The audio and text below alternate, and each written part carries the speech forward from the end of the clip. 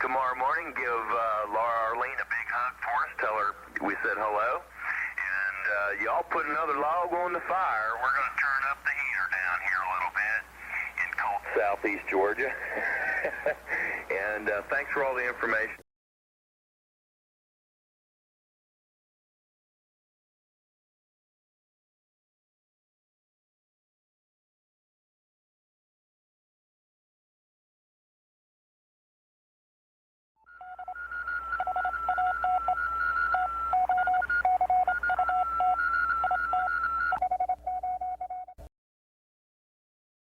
Hi, I'm Bruce Braun, W6SFG, and on behalf of Yaesu USA, I'd like to congratulate you on your purchase of the world's finest HF transceiver. Because Yaesu knew you'd be anxious to get started using your new FT-1000MP as soon as possible, this video was created just for you. Whether you're an old-timer or a relative newcomer to the hobby of amateur radio, you're in for a real treat. The FT-1000MP is an advanced, state-of-the-art radio incorporating a multitude of new features, including many user-programmable functions that may be customized via an internal menu system. Even though many of these new digital processing features and other menu items have factory default settings, Yaesu felt it would be helpful to provide you a fast track to this system. Therefore, we've produced this quick start video to provide you with numerous default menu settings that we feel will put you in the ballpark. As you become more familiar with your new FT-1000MP, you'll no doubt find through experimentation how to customize these to meet your own personal needs and tastes. Part 1 of this video we call Quick Start.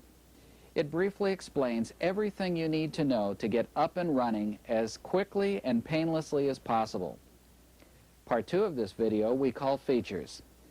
It will acquaint you with some of the more popular and advanced features of your new FT-1000MP. Furthermore, all of the segments of this video are indexed to your operator's manual for your convenience. Now, if you're ready to go, have your radio ready, and here we go. After first checking to be sure your AC voltage is the same as marked on the label at the back of your radio, attach the AC cable to the radio. Then attach a good earth ground to the ground terminal. This is important as it will protect you from shock and ensure proper performance of your FT-1000MP. You should now attach an antenna for your favorite HF amateur band or bands to the A connector located on the back panel of the radio. Now here's a tip. If you have, for instance, a beam antenna for 20 through 10 meters and a wire antenna for 160 to 40 meters, you might want to attach the beam to connector A and the wire antenna to connector B. By doing this, your radio can automatically switch antennas for each band. Now, attach your microphone and/or key to the respective microphone and/or key jacks. If you're using the Yaesu MD100 desk mic, make sure the lock buttons on the top of the microphone and on the microphone base are not depressed. Now adjust the following front panel controls as follows. The AGC selector knob to auto, attenuator to 0, MOX and VOX switches off or out, microphone and processor controls to the 10 o'clock position, AF gain and main and sub controls to 10 o'clock position, RF power output control to 12 o'clock position, receiver RF gain control to the full clockwise position, Moni control, that's the transmitter monitor gain, to 12 o'clock, main receiver squelch control to full counterclockwise position, receiver IF shift and width controls to the 12 o'clock position, contour and noise reduction controls to 12 o'clock position, notch and noise blanker controls to 12 o'clock position, pitch control at 12 o'clock, and sub-receiver squelch control full counterclockwise. Be sure to also check the back panel and make sure the memory backup switch is turned on. This will enable the radio battery and memory to maintain all of your memories and user preferences. We're now ready to turn on the power to the FT-1000MP. Please now check to make sure the following controls are off. IPO switch, Moni switch, processor switch, AF reverse switch, and EDSP. The green light should be off. The front panel display should now look like this. If it doesn't, turn the AC power off and reset the main CPU to the factory defaults by simultaneously turning on the AC power while depressing the 3 buttons on the lowest row of the keypad. The CPU is now reset. Observe the main frequency display above the center VFO knob. It should read 7 MHz. To the right is the offset display, next is the memory channel number display, and finally the BVFO display. The main display indicates that antenna A is connected to the radio. The green main busy light indicates the main receiver VFO is unsquelched. The lower sideband button is green, indicating the mode of the main VFO. The frequency for VFO-B is also 7 MHz, and its current operating mode is also lower sideband. The IF bandwidth selectivity indicators show that 2.4 kHz filters are selected for both the second and third IF stages. Now we're going to set up some of the more advanced features of the FT-1000MP using the menu system. I'm not going to attempt to explain the specifics of every function we're setting. You'll learn more about these as you use the radio and experiment with these settings yourself. Remember, this is a quick start video and we're just trying to get you in the ballpark so you can begin using your 1000MP immediately.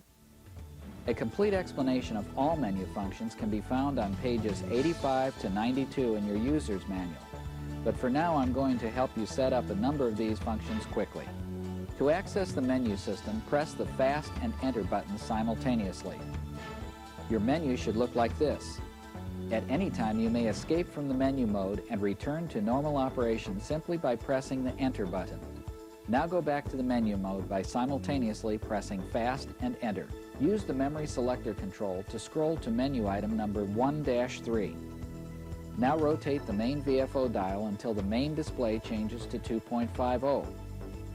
The main tuning dial resolution has now been set to 2.5 kHz per revolution. Scroll to menu item number 2-9. Then rotate the main VFO dial until the display reads Select. This allows normal notch operation when you turn on the notch filter and multiple heterodyne elimination when the notch filter is on with the EDSP engaged. Now scroll the menu to item number 4-4. Again rotate the main VFO dial until the main display changes from off to number 4. The transmit EDSP filter has now been turned on and is set to selection number 4. Each of these 4 settings changes the intrinsic sound of the transmitted signal. Here's another tip. It's possible to monitor these adjustments during actual transmission by turning the Moni function on and turning up the Moni control to the appropriate volume while listening to your own transmission in the headphones. Oh, and by the way, make sure your EDSP button is turned on. Activating EDSP filters, pages 57 to 59. Scroll to menu item number 7-7. Now rotate the sub-VFO dial until the display reads SSB-R. Now rotate the main VFO dial until the display reads 100-3100. Again rotate the sub-VFO dial until the display reads SSBT. Back to the main VFO dial. Rotate it until it reads 200-3100. Then rotate the sub-VFO dial again until the display reads CUR. Rotate the main VFO dial until the display reads ON. And finally, rotate the sub-VFO dial until the display reads ANR. And rotate the main VFO dial until the display reads ON.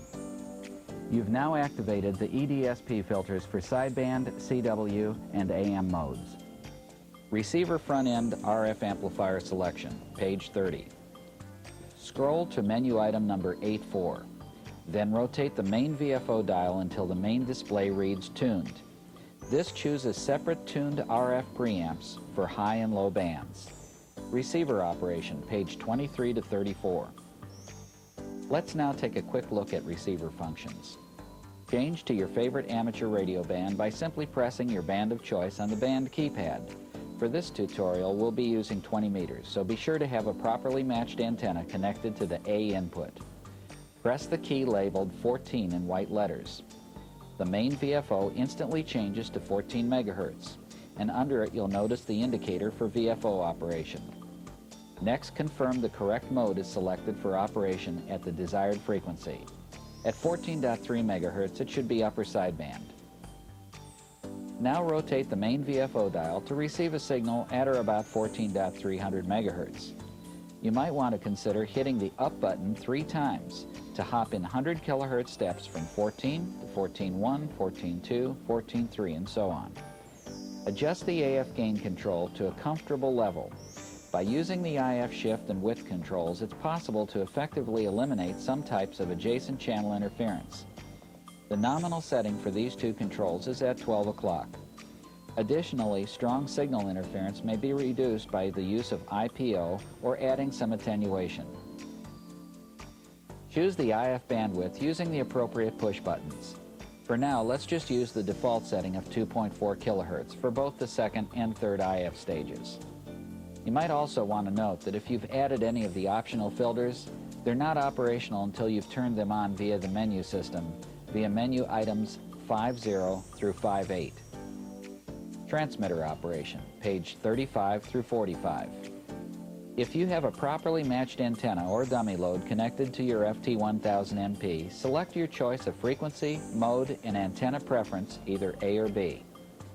Now for tuning illustration only, choose the CW mode. Next, adjust the RF power control to about 9 o'clock. Now confirm that the automatic antenna tuner is on. If it is not, turn it on now. The main display will indicate that the tuner is on.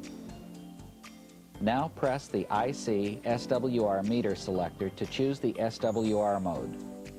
Pressing the tune button will now automatically tune your antenna. This may take a few seconds the first time it is activated. To check your SWR once your antenna is tuned, key your transmitter using a key, the push-to-talk button on your microphone, or by pressing the MOX button. The top meter scale indicates the relative forward power output, while the lower meter scale indicates the relative SWR. Preferably, your SWR should be below 1.5 to 1. Notice, if you get a high SWR indicator while attempting to auto-tune your antenna, the problem may be one of the following: an improperly matched antenna, a poor ground connection to the FT-1000MP, the wrong antenna may be selected at the AB switch, or you may have a short or open in your antenna feed line. Upon completing these preliminary adjustments, you are now ready to experience the stunning performance and features only found in the Yaesu FT-1000MP. You may now return the RF power to full clockwise position and choose your favorite band and desired mode of operation. Well, now that you're all set up and ready to go, I'd like to take this opportunity to show you just a couple of little tips and tricks that I've found. They're little things that hopefully will make your experience with the FT-1000MP just a little bit more enjoyable. Effective interference reduction of QRN and/or QRM may be accomplished by using one or more of the following techniques found on pages 30 to 34. Number 1, use of intercept point optimization by activating the IPO button. Number 2, use of one or both noise blankers by activating NB1 and/or NB2 and adjusting the noise blanker control.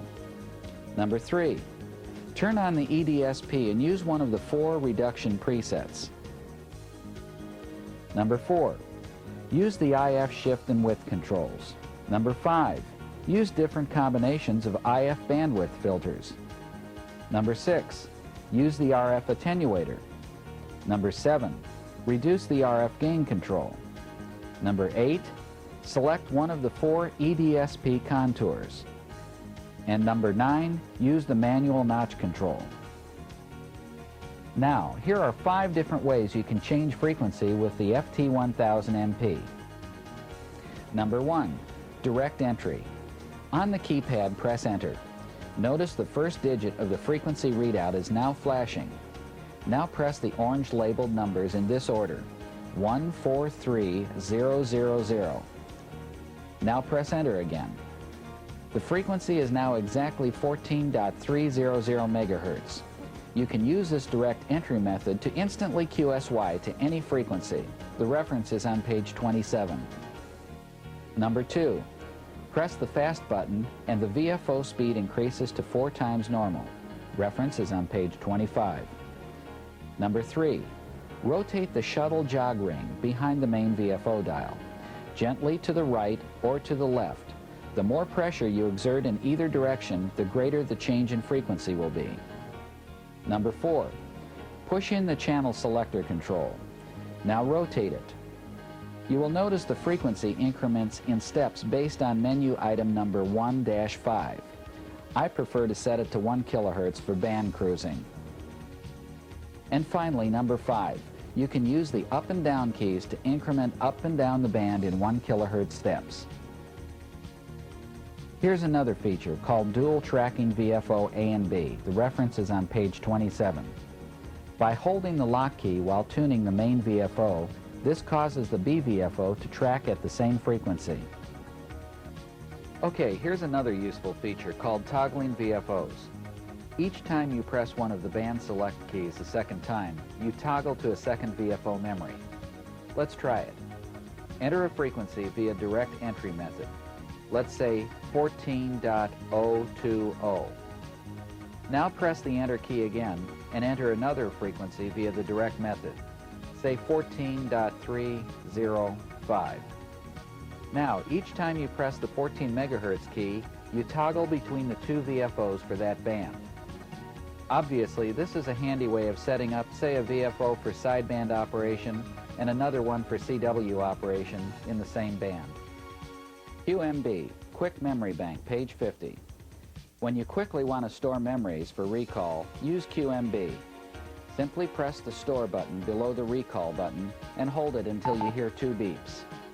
Now go to any different band, mode, antenna, and frequency, and again press Store until you hear 2 beeps. Your new frequency along with all your preferences will now be saved in the next QMB memory. To recall these frequencies, simply press the Recall button.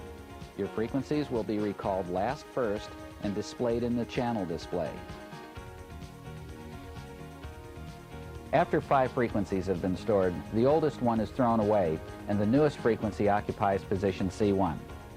For more specific information on the operational functions of the FT-1000MP, please consult your operator's manual.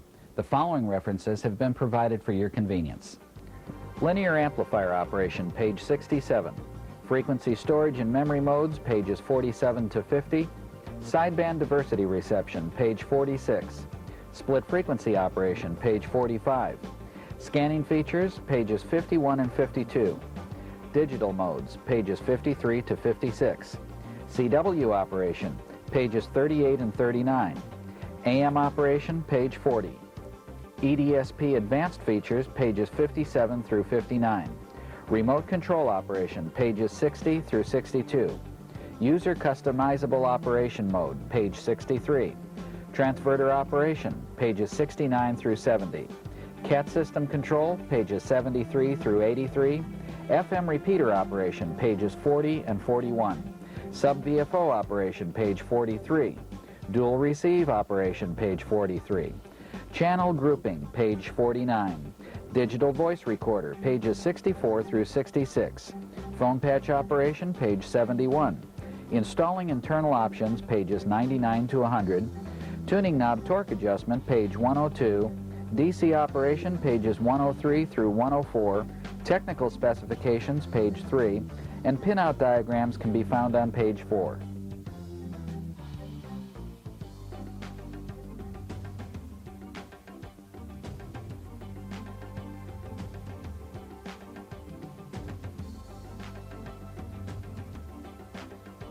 For those of you that are CW enthusiasts, this is just a short demonstration of the spectacular capabilities of the EDSP in the CW mode on the FT-1000MP.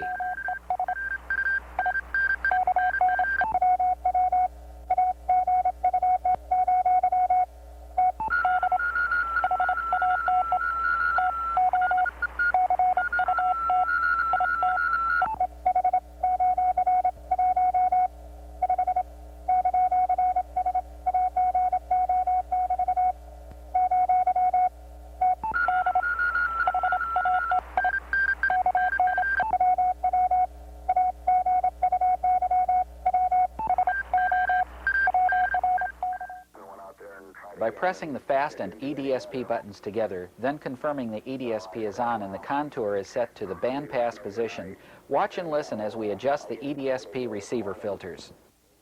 That didn't make any difference. I went up there this morning, it was even colder, and the thing just kind of, when I turned the key,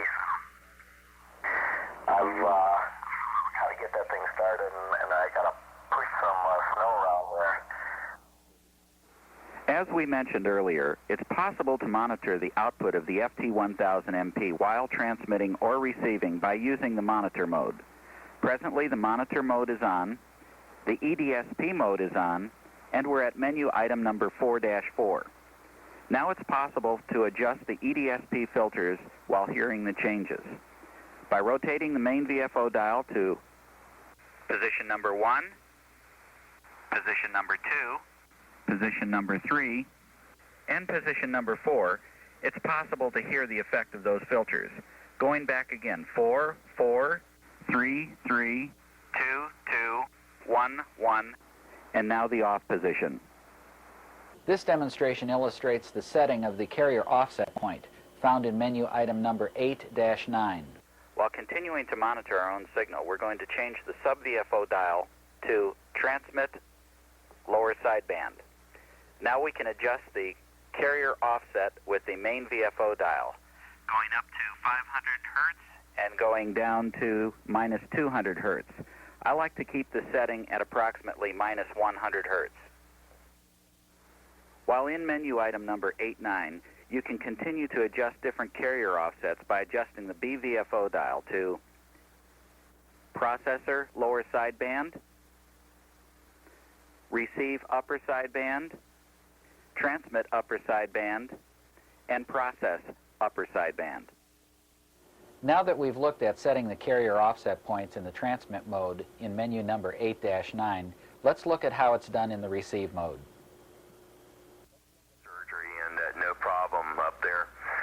That's very, very good. Very, very good news indeed. So we'll catch you tomorrow morning. Give Laura Arlene a big hug for us. Tell her we said hello. And y'all put another log on the fire. We're going to turn up the heater down here a little bit in cold southeast Georgia. And thanks for all the information. Notice in this demonstration how effective the IF width and shift controls are in eliminating adjacent channel interference. The magic of physics. Anyway, yeah, I'm glad to hear you finding somebody to chat with there. That's really important, and I really miss that to some extent here. In this demonstration, notice how using the EDSP contour control, noise reduction, IF shift and width controls together contribute to the readability in heavy QRM conditions. 11 call sign for the second channel operation flex. You copy, Kilo Delta 0, Triangle Lion, Italy, United States, Charlie. Now here are two examples demonstrating how to eliminate heterodyne interference. First of all, using the notch filter in conjunction with the EDSP, and secondly, using the IF shift and width controls. Also, note the strength of the heterodyne interference with respect to the original signal. And even after all the work's been done on the furnace, whenever it gets damp and wet and it's in a cloud, it doesn't want to start. So what I have to do is turn the fan on, blow the moisture out of it, and then turn the heat on, and she finally kicks in. Boy, I wouldn't want to be without heat. For some reason, my left hip is giving me a little... Here is an excellent example of the superb weak signal capability of the FT-1000MP receiver. Even though the OX3 was completely Q5, you'll notice on the meter his signal never rose above S1. Good health, hope it's prosperous for you. OX3SA from Mike 0, Alpha Lima Mike for your final, over. Mike 0, Alpha Lima Mike, Oscar X-ray 3, Sierra Alpha, Roger, Dave, I copy you, very good. And my name, once again, Sierra Victor Echo November, Sugar Victoria, England, Norway, Sierra Victor Echo November, 20 today. Okay, Dave, and good luck to you there in Scotland.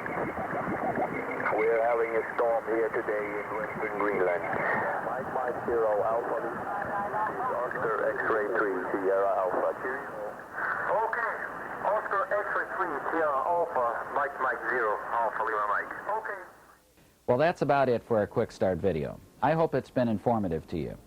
Now, on behalf of Yaesu USA, this is Bruce Braun, W6SFG, saying 73 and good DX.